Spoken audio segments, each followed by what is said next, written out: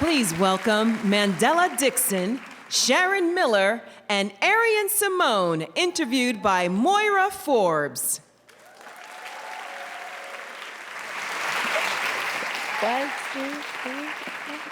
Good afternoon, everyone. I love all the energy in this room. What an exciting place to be, and what an exciting conversation to follow in terms of recognizing the opportunity and the power that each of us has to be a change agent. And the women to my right have the opportunity and are activating change in extraordinary ways on behalf of small business owners and entrepreneurs. If we know that small business owners and entrepreneurs are the bedrock of this country, and we know that women are anemically funded, vastly underfunded. These women to my right are helping unlock extraordinary economic opportunity, not just for women, this country, but the world. So thank you, ladies. Sharon, I want to start off with you. You're at Bank of America. You have the opportunity to lend to literally millions and millions of customers. We all know that in the finance and banking industry, there's been challenges in terms of women receiving access to funding in that arena. Can you talk about the work that you all are doing in terms of connecting those funds to women, and also how those of us in this room who are looking to access capital can think differently about working with someone like yourself? Well, thanks for the question, and you're right. We have certainly done a lot of work to make sure that we are out there helping women entrepreneurs, really all entrepreneurs across the country, but especially women, and we're very proud of the work we're doing. So one, I would say that, as you're looking for funding, get a partner and make sure that you are asking questions. You're not going to have everything right in the beginning, so make sure that you do your homework and come in and see someone from the bank that would understand business in your local area and can help you to refine either your business plan and to know how to access that capital. The other piece is events like this. I mean, I think the work that we're doing with Tory Burch and her foundation, $100 million that we've invested to lend out to women entrepreneurs as well through the foundation. And then I think about Simone sitting next to me. We have invested as a bank into venture capital firms that are out there looking for the next company. And so all of this has come together, and we are out there making sure that we're not only the bank of choice for entrepreneurs, but that we're bridging those, and making the connection. So I don't know, Simone, I know you've got, a lot happening in Atlanta and across the country, but we're really proud of the work we've done with you as well. Oh, thank you. Thank you much. No, and I think it shows the opportunity and the power of collaboration, which we'll talk about in just a minute. Mandela, though, I want to ask you, because the others on the stage, you have really seen the entrepreneurial experience from so many different vantage points, which I really appreciate. Now you're leading All Raise, which is seeking to close the financing gap within the venture community. Can you talk a little bit about, at least this point in time, what you've seen as the most powerful levers of change and what all of us need to be thinking about in terms of activating more opportunities in that arena? Yeah, so yes, I do have experience as a two-time founder, operator, investor, angel investor, LP. So I've seen the ecosystem from a variety of vantage points. And survived seeing it from all those vantage points. I got sometimes. 2 children under 2, so I went from changing diapers to putting on the outfit. We're here, we're making it happen. Seriously, the question that you asked is the one that keeps me up at night, and the reason why I joined All Raise. Like, what are the key inputs to change the outputs? And oftentimes, the focus is on this really dismal fact that 2% of all venture capital goes to all women-led teams. 15% of venture capital goes to mixed gender teams. So let's say a man and a woman or some sort of combination of those. So you look at the other 83% of venture capital, where is it going? To all male teams. And the question oftentimes posed is, what's wrong with the women? Why aren't they able to get the capital that the men are? But really, I want to flip the question on what's wrong with the male investors that they're not investing in the women, right? If you think about venture capital investing period, it's a risk analysis business. Like, their job, they're paid literally to assess companies' risk. And if you put in $1 million, are you going to get a 10x return in 5 to 10 years, right? And so if you use the 100 million, so Let's think if one of you are an investor, right? You have a $100 million fund, and it's your job to allocate that capital across 100 companies. And let's just keep it simple with you're giving $1 million to 100 companies. Not giving, but investing. And let's use baseball, right? If you are giving 100 founders an opportunity to take a swing at bat, and let's go back to the stats, 2 of those 100 founders are women. Let's say 15 are mixed gendered, so we got a man and a woman both on the bat, right? And then the other 83 founders are men taking a swing at bat. Who do you think has the highest likelihood, which of those 3 groups, of hitting a home run, right? The ones that are getting more swings at bat. So fundamentally, the system is flawed. You're going to continue to see the same results if we don't change how the earliest investments are made and who's willing to dream alongside other historically underrepresented and overlooked founders. And you bring such a good point, because I think so often when we talk about venture capital and entrepreneurs, we hear about these companies in their late stages, huge valuations, but it really starts in the inception, right? If you're not getting funding, as you know very well, in the early stages, early seed, Series A, which is something you're focused on within underrepresented communities, there's no opportunity really to be able to have not just the swings, but ultimately the home runs. Mm-hmm.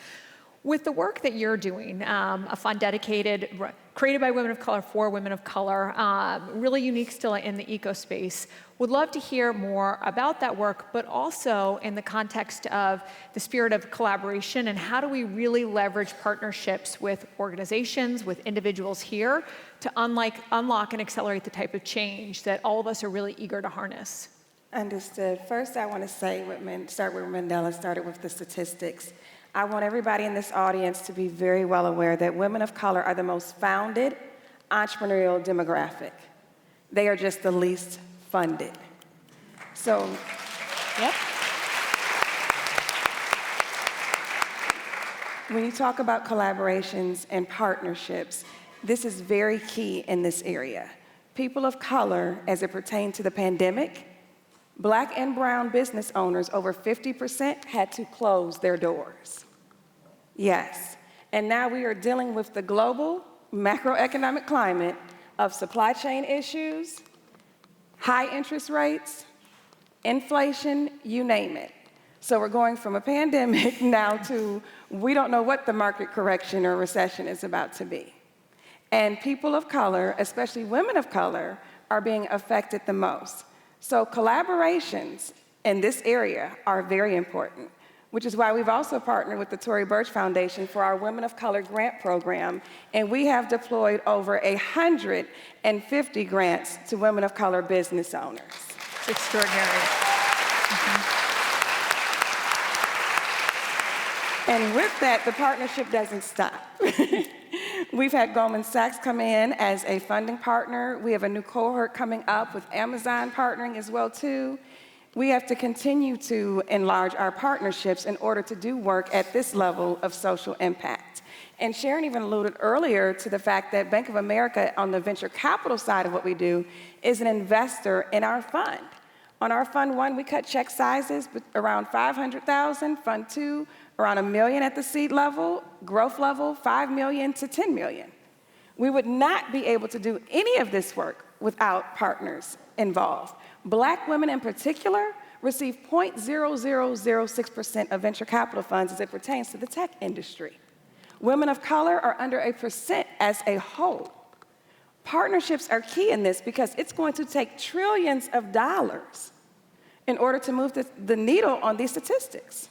And partnerships create the opportunity to scale. Yes. When you're talking about the amount of funds that you've deployed at Bank of America, the amount of grants, the work that you all are doing, that really creates the momentum and the ripple effect that ultimately, maybe it may not be as fast as we'd like, but can ultimately accelerate much needed change. And we've talked a lot about obviously the statistics that we're trying to change, but I know a lot of women in the audience and so many women that we all speak to are looking to close that financing gap, whether it be in terms of a small business loan, whether it be venture capital.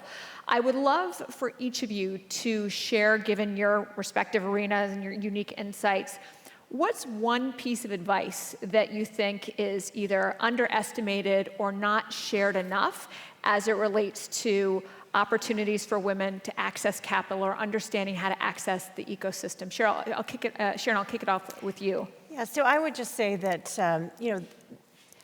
the thing that women and really all entrepreneurs need to do is, one, coming out of the pandemic, as you alluded to, we did see a lot of businesses close. We also saw a lot of innovation. So in 2021, 5.4 million small businesses were founded. And you think about that, that was a 26% increase over 2020. So in any crisis does come innovation. And we know that you have to understand your industry, you've got to do your research, do your homework.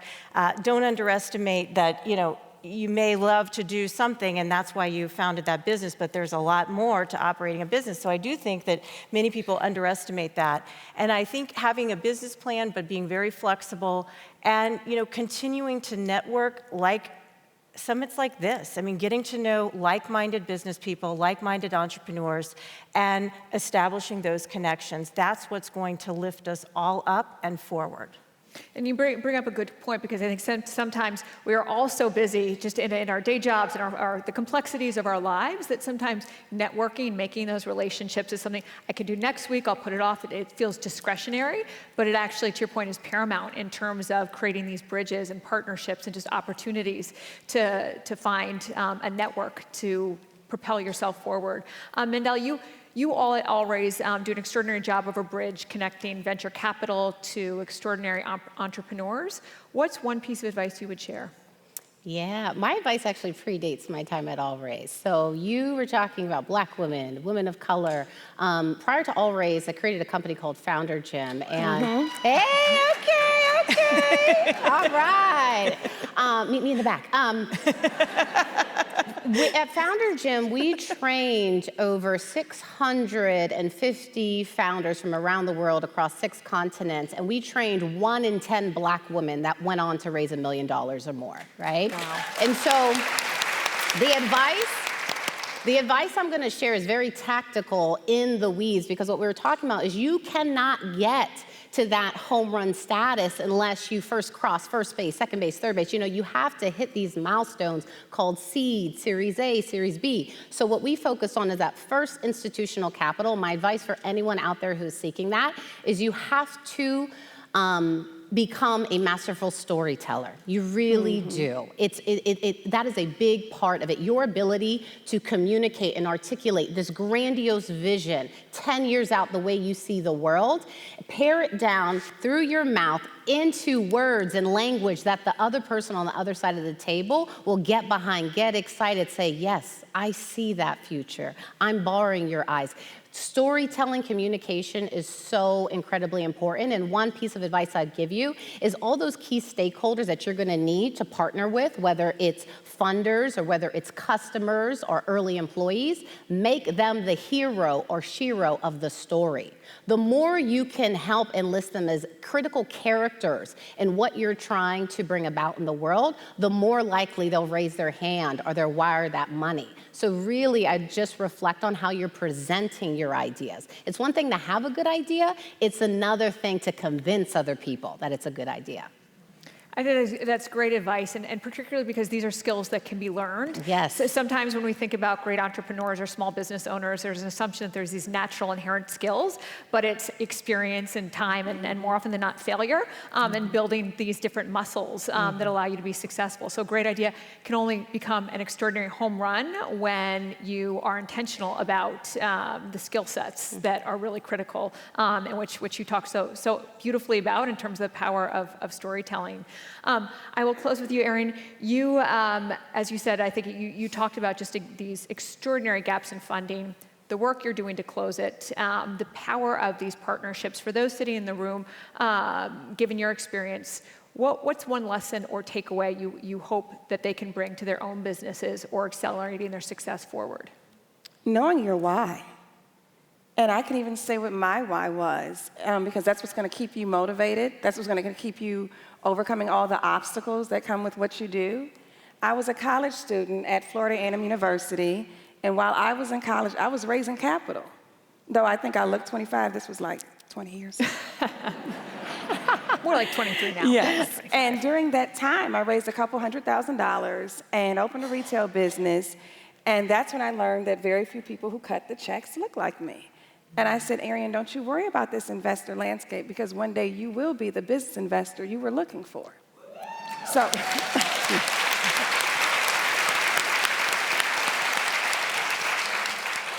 so knowing your why, when we set out to be the first venture capital fund that was built by women of color for women of color in this space, people thought we were crazy.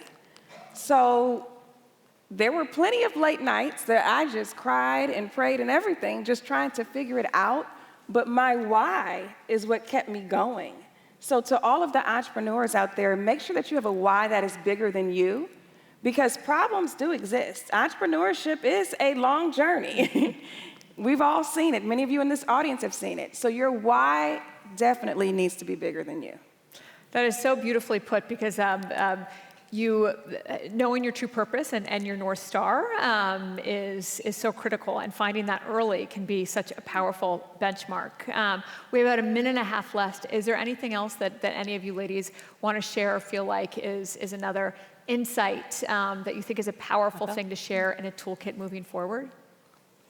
I would say, what's the Martin Luther King quote? Like, you don't have to see the whole staircase, right? Like, just take the first step. I oftentimes think that many of the women, non-binary, people of color that I've worked with in my 10-year journey in Silicon Valley stop themselves before they ever get started, because they are in the cycle of analysis paralysis. Like, they're trying to figure out this perfect moment to quit their job, to do this, to do that, and it's never gonna be perfect. Like, my motto is do it afraid. Like, as you take the steps, the things will appear, and you will have to figure it out. You really will. It's such a forcing function of leadership growth, professional development, that I would say don't stop before you even start. Give yourself the opportunity of growth by putting yourself in uncomfortable situations. And grace and patience. Oh, grace, that part. Yes, no, seriously. That is an underused word in these conversations. When I was grace. a college student, I thought I was failing, but I wasn't failing when I had a business. I just wasn't patient. So give yourself grace. I love it. Well, Arian, you talked about knowing your why. The other thing I would say is in those challenging moments, look to women such as you all, because it's in the stories and experience of other women that there's so much opportunity to learn, to be inspired from, and on those dark, dark days, to seek out those other women who've done extraordinary things to show you the possibility, the patience, the grit, the grace, the resilience, and the opportunity that each of us has to be have a far greater impact and be a far greater force than we may ever realize in this world. So ladies, thank you so much for the insights shared. Thank you. Thank you. All right. Thank you.